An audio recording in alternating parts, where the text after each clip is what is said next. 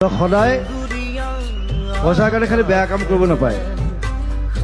ভাল কাম কৰক পইচা উপাৰ্জন কৰক কাম কৰক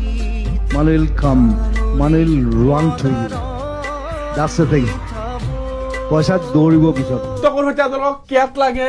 পপি লাগে কি লাগে ভাই কি কবা সব একদম অফার প্রাইসে চলি আছে এতিয়া বাকি কোয়ালিটি বিলাক সব চোৱা এটা লাসা মিক্স হয় এটো 4,500 টাকা লাসা মিক্স এটো লাসা টেরিয়ার